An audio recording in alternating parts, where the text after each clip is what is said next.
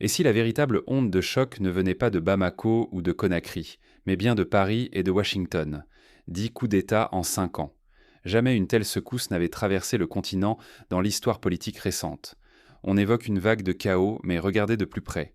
La panique ne vient pas des rues africaines.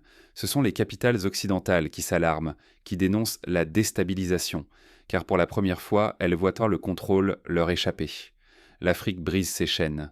Elle rejette l'humiliation, la dépendance, le droit concédé d'exister sous surveillance. Ce n'est pas l'Afrique qui s'effondre, c'est l'ancien système néocolonial qui vacille, celui qui, derrière le masque des réformes et de la constabilité, n'a fait que perpétuer l'emprise étrangère et la mainmise sur les ressources. Longtemps, les réformes ont servi de mot magique pour prolonger la soumission. On appelait stabilité la docilité de régimes soutenus, développement la captation des richesses et coopération la dépendance institutionnalisée. Aujourd'hui, ces mots résonnent à vide. Prenons l'exemple du programme d'ajustement structurel imposé par la Banque mondiale et le Fonds monétaire international dans les années 80 et 90.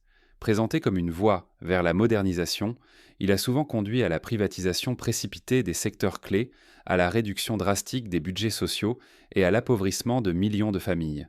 Au Cameroun, par exemple, la libéralisation du secteur agricole a favorisé une poignée d'exportateurs, tandis que des milliers de petits cultivateurs voyaient leurs revenus s'effondrer. Le récit dominant, relayé sur les écrans et dans les chancelleries, parle de désordre, de menaces sur l'ordre mondial. Mais sur le terrain, les mots sont autres: justice, dignité, souveraineté. L'instabilité, les Africains le savent, fut aussi un outil de contrôle, une fabrication utile aux puissants. Lors des années 70, par exemple, au Zaïre de Mobutu, le chaos entretenu servait à masquer la mainmise sur le cuivre et le cobalt, indispensables à l'industrie occidentale. La peur ne règne pas à Bamako ou à Niamey. Elle hante les salons feutrés de Paris, de Bruxelles, de Washington, où l'on réalise que ce vieux monde, bâti sur le silence imposé et la confiscation des choix, s'effrite. C'est la même angoisse qui secoua Londres lorsque l'Inde réclama sa souveraineté, ou qui bouleversa la Belgique à l'heure de l'indépendance du Congo en 1960. S'accrocher au récit occidental, c'est risquer de rater le véritable basculement historique en cours. C'est perdre la capacité de comprendre, d'agir, d'anticiper ce nouveau monde, un monde où l'Afrique n'est plus spectatrice mais actrice centrale. Comme lors de la conférence de Bandung en 1955, où les pays du Sud ont affirmé leur refus de l'ordre bipolaire, le continent africain façonne désormais ses propres alliances et revendique sa place dans le concert des nations. Mais comment ce monde a-t-il été bâti? D'où vient ce système de domination? Et comment, fissure après fissure, a-t-il commencé à s'effondrer? Pour répondre, il faut revenir aux racines du système néocolonial. Quelles méthodes ont permis d'installer, puis d'entretenir cette emprise? L'indépendance africaine, souvent célébrée, n'a été qu'un mirage pour beaucoup. Derrière les drapeaux et les hymnes, le pouvoir réel était resté hors de portée, verrouillé par d'autres mains, ailleurs. En 1960, alors que le Ghana fêtait fièrement son indépendance, Kwame Nkrumah mettait déjà en garde contre le néocolonialisme, cette domination insidieuse qui persistait derrière les symboles. Regardez les 13 pays liés au franc CFA. Leurs réserves financières ne dorment pas sur leur sol. La France les garde jalousement dans ses coffres, loin de l'Afrique, loin des besoins, loin du contrôle de ceux à qui elles devraient en appartenir. Le Tchad, le Sénégal, la Côte d'Ivoire, pour ne citer qu'eux, doivent eux solliciter l'agrément de la Banque de France pour chaque investissement majeur, freinant ainsi toute stratégie autonome de développement. Des bases militaires étrangères parsèment encore le continent. Officiellement, elles protègent. Mais malgré un demi-siècle de présence, la sécurité promise n'est jamais advenue. L'ombre de la puissance extérieure plane, rassurante pour certains, menaçante pour d'autres. Quand la France a déployé l'opération Barkhane au Mali, elle promettait la paix. Mais les attaques terroristes ont continué. Les populations locales se sont senties dépossédées, parfois même agressées par des opérations menées sans consultation. Les élites politiques, elles, sont formées ailleurs, leur fidélité forgée dans les couloirs de Paris ou parfois Bruxelles. Les décisions cruciales ne viennent ni de Bamako ni de Ouagadougou. Pendant que le peuple attend, les dirigeants paradent dans les salons dorés de l'ancienne métropole. Leur engagement se lie dans leur passeport diplomatique, rarement dans leur dévouement aux citoyens. Il n'est pas rare que les fils et filles de présidents africains fréquentent les grandes écoles parisiennes ou londoniennes, forgeant des réseaux qui servent davantage des intérêts transnationaux que nationaux. Quant aux richesses du sous-sol, or, uranium, bauxite, pétrole, elles s'envolent, ne laissant que des traces de misère. L'aide internationale circule, mais elle alimente souvent la dépendance, jamais l'émancipation. Résultat, une pauvreté persistante, une croissance accaparée par quelques-uns seulement. Au Niger, l'uranium extrait chaque année alimente les centrales nucléaires françaises, mais plus de la moitié de la population nigérienne vit sans accès à l'électricité. En Guinée, la bauxite finance les industries mondiales de l'aluminium, tandis que les routes restent impraticables en saison des pluies. La démocratie, elle aussi, a été confisquée. Les élections se jouent à huis clos, les résultats décidés d'avance, souvent avalisés par les partenaires occidentaux. Le vernis démocratique masque l'appropriation du pouvoir et la perpétuation d'un système étranger, vidé de sens. Rappelez-vous de l'élection gabonaise de 2016. Malgré des irrégularités flagrantes, la communauté internationale s'est contentée de formules prudentes, évitant de remettre en cause l'ordre établi. Mais aujourd'hui, la donne change. Une jeunesse immense, frustrée, connectée, refuse de jouer le rôle qu'on lui impose. Elle n'accepte plus les explications prêtes à l'emploi ni les compromis dictés de l'extérieur. Elle compare, elle s'indigne, elle agit. C'est la force la plus redoutée de ce siècle africain. En Algérie, le mouvement du Irak a démontré la capacité d'une jeunesse à bousculer pacifiquement l'ordre, forçant le départ d'un président jugé illégitime. Ignorer ses racines profondes, c'est condamner le continent à la stagnation, piégé dans un cercle vicieux de dépendance et de fausses promesses. Comprendre cette mécanique, c'est ouvrir la voie à la rupture. Mais cette révolution silencieuse n'est pas sans conséquences. Pour la première fois depuis des décennies, le système vacille, menacé par ceux-là même qu'il voulait tenir à l'écart. Qui manipule vraiment les ficelles derrière les présidents et les généraux? Pour saisir l'effondrement du vieux système, il faut exposer les réseaux occultes qui verrouillent le sort du continent, un triangle de fer où s'imbriquent régimes fantoches, puissances étrangères et économies souterraines.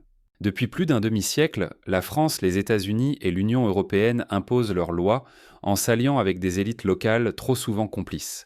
À travers des bases militaires, des accords opaques et des aides dévoyées, ces puissances protègent leurs intérêts. Certains dirigeants africains, en échange de leur silence, s'enrichissent sur le dos de leur peuple. Contrats miniers iniques, terres agricoles bradées, milliards d'aides détournées, tout s'opère au nom d'une stabilité qui ne profite qu'à une poignée de privilégiés, jamais à la nation.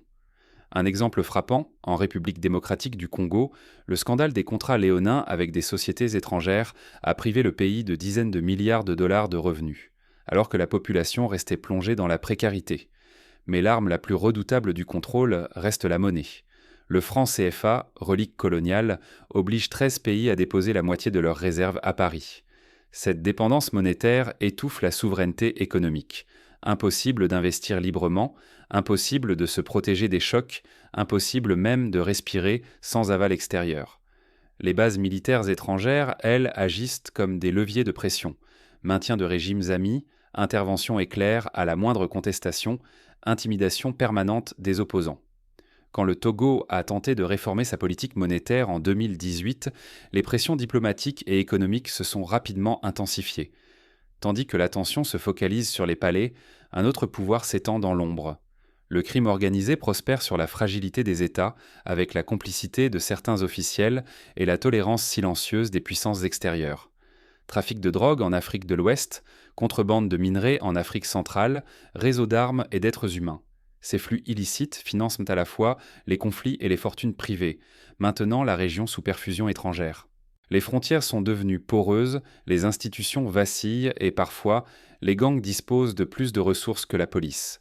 En Guinée-Bissau, qualifiée de narco-État, l'économie parallèle pèse parfois plus lourd que les recettes fiscales officielles. Face à ce pillage systématique, la légitimité interne s'écroule. Les populations ne croient plus à des institutions dévoyées, à des élections confisquées, à des élites déconnectées. L'érosion de cette légitimité précède toujours l'effondrement de l'État, jamais l'inverse.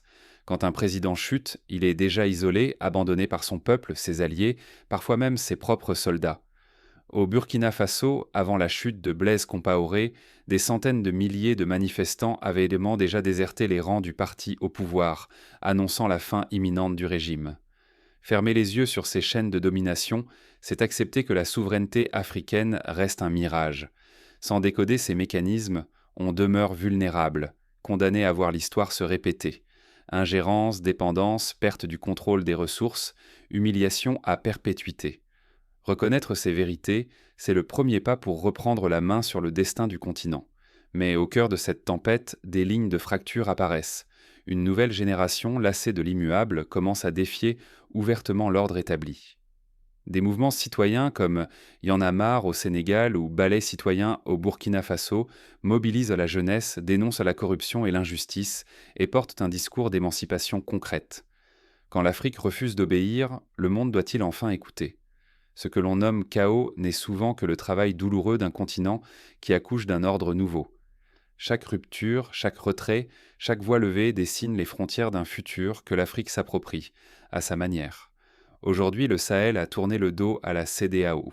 Le Mali, le Burkina Faso et le Niger ont quitté l'organisation, refusant de rester dans un cadre jugé complice d'intérêts extérieurs. À la place, ils ont créé l'Alliance des États du Sahel, une structure qui affirme la volonté de rompre avec la tutelle occidentale et de bâtir des solutions africaines, pour et par les Africains. Cette démarche rappelle celle des pays latino-américains lorsqu'ils ont fondé l'ALBA pour s'émanciper de la tutelle de Washington. En quelques années, 3 piliers du pouvoir occidental ont vacillé. D'abord la monnaie, la contestation du franc CFA est devenue un programme politique, plus qu'un simple slogan. Ensuite, la présence militaire, le départ des soldats français, américains et européens du Sahel consacrent la fin d'une époque où la sécurité rimait avec bases étrangères. Enfin, l'information, les médias nationaux et surtout les réseaux sociaux sont devenus des armes de narration massive. En Ouganda, les hashtags Africa People Power et Free Bobby Wine ont mobilisé des millions de citoyens autour d'une nouvelle vision de la liberté. Dans ce vide, de nouveaux acteurs s'infiltrent. La Russie, la Chine, la Turquie, les pays du Golfe proposent d'autres partenariats, promettent respect et investissement. Mais la vraie nouveauté, c'est que l'Afrique ne se contente plus d'être un terrain de jeu. Elle devient stratège, négociatrice, créatrice de ses propres alliances, imposant enfin ses conditions. L'accord entre l'Éthiopie et la Chine pour la construction du chemin de fer Addis-Djibouti illustre cette capacité nouvelle à renégocier les termes d'une coopération. La jeunesse africaine refuse de rester spectatrice. Sur TikTok, sur Twitter, sur WhatsApp, des voix racontent leur histoire sans filtre. Elles exposent les contradictions de l'Occident, déconstruisent les récits officiels et changent la manière dont le monde perçoit leur avenir. La bataille de l'imaginaire n'est plus perdue d'avance. Elle se joue en ligne, en direct, sans intermédiaire. On l'a vu lors des mobilisations Hawk and SARS au Nigeria, où les images de la répression policière ont fait le tour du monde en quelques heures. Ce que beaucoup présentent comme une crise est en réalité la fin d'un système usé. L'Afrique ne s'effondre pas. Elle se réinvente sous nos yeux. Ceux qui ferment les yeux sur ce grand mouvement risquent de se tromper d'époque et de manquer une transformation majeure de la géopolitique mondiale. Ignorer ce tournant, c'est risquer de laisser d'autres écrire, encore une fois, l'histoire de l'Afrique. C'est perdre une chance unique de redéfinir son avenir selon ses propres règles, de choisir la route de la liberté, de la dignité et du contrôle de ses ressources. Comme en Asie du Sud-Est après la crise de 1997, ignorer la soif d'autonomie peut mener à de nouveaux désastres. Mais cette marche vers la souveraineté, aussi puissante soit-elle, n'est pas sans risque ni sans défi. Quels enseignements tirer de ces bouleversements? Quelles précautions pour éviter que l'histoire ne se répète sous d'autres formes? Pour comprendre la suite, il faut regarder au-delà des slogans. Quels sont les périls cachés derrière ce réveil africain et comment éviter les pièges tendus sur la route de l'émancipation? La souveraineté n'est pas un simple cri de ralliement. Elle impose un fardeau immense, exige d'assumer des risques, mais offre aussi la promesse d'un avenir choisi. L'histoire nous enseigne par exemple que la transition post-apartheid en Afrique du Sud a nécessité des compromis douloureux, mais a permis d'éviter la guerre civile et d'ouvrir la voie à une transformation progressive. Dans ce moment de rupture, la tentation est forte de remplacer une tutelle par une autre, de fermer la porte à un ancien maître pour mieux ouvrir à un nouveau venu. Mais l'Afrique ne doit ni céder à l'humiliation ni accepter de nouveaux tuteurs, peu importe leur visage. Ni Paris, ni Moscou, ni Pékin ne devraient écrire l'histoire de notre continent à notre place. La véritable autonomie commence par une méfiance lucide envers toute domination extérieure, ancienne ou récente. L'exemple du Sri Lanka, qui a vu sa dette exploser sous l'effet de prêts chinois parfois léonins, incite à la vigilance. Il est temps de bâtir des institutions authentiques, ancrée dans la légitimité populaire. Cela implique de briser le cycle des élites déconnectées, des parlements silencieux, des constitutions rédigées à pour quelques-uns. Le pouvoir doit s'enraciner dans la réalité du peuple, dans ses besoins quotidiens, sous son contrôle direct. Un État solide ne s'impose pas par la multiplication des barrages, mais par la confiance inspirée à ses citoyens. L'expérience du Botswana, souvent saluée pour la stabilité de ses institutions, montre qu'un leadership transparent et responsable peut faire la différence. Face aux pressions croisées, l'Afrique doit choisir ses alliances sur la base de ses propres intérêts. Ce n'est pas s'isoler, mais refuser que la priorité soit dictée par des agendas étrangers. Le défi n'est pas de trouver un nouveau protecteur, mais de défendre ses intérêts collectifs. Une alliance qui nie la dignité ou pille la richesse africaine n'est qu'un piège.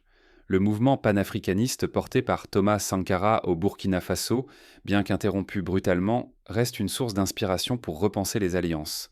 Redéfinir la réussite est crucial. Oser échouer, apprendre, recommencer, sans demander la bénédiction extérieure. Voilà la liberté.